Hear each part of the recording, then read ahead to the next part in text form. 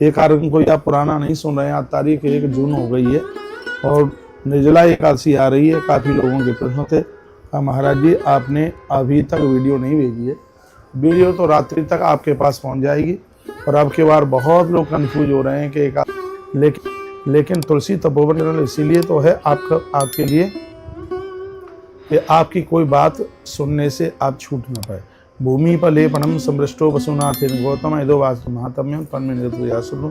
कहा गया है कि भूमि का लेपन करके वहाँ लकड़ी का पटा रखकर उसके ऊपर सालराम गोविंद कृष्ण इनको रखकर एक तरफ शंख और घंटा, हजारों लाखों नहीं या करोड़ों की बात कही जा रही। कुल कोटिम समुद्रतः विष्णु लोके मिलते और भगवान विष्णु के दरबार तक वह इतनी पीढ़ियां उनकी पहुंच जाती हैं।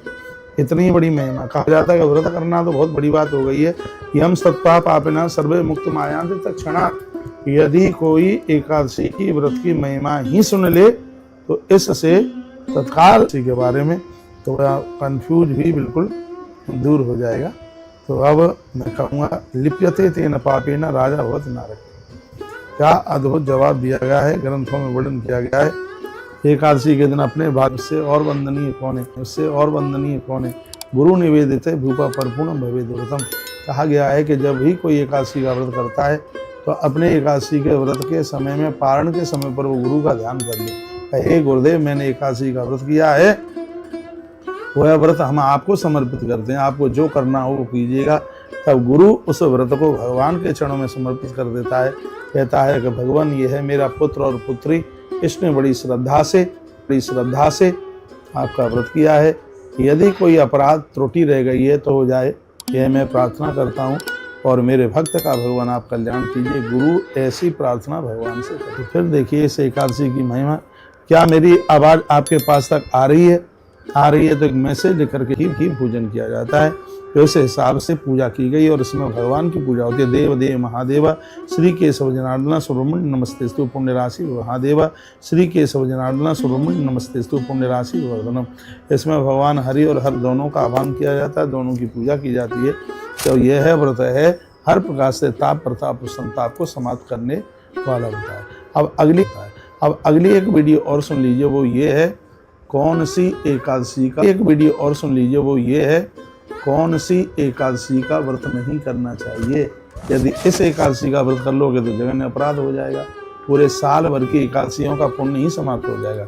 एक बार हेडिंग फिर दे रहा हूँ, कौन सी एकादशी का व्रत नहीं करना चाहिए। तो अब सुन लीजिएगा कौन सी एकादशी का व्रत नहीं करना चाहिए।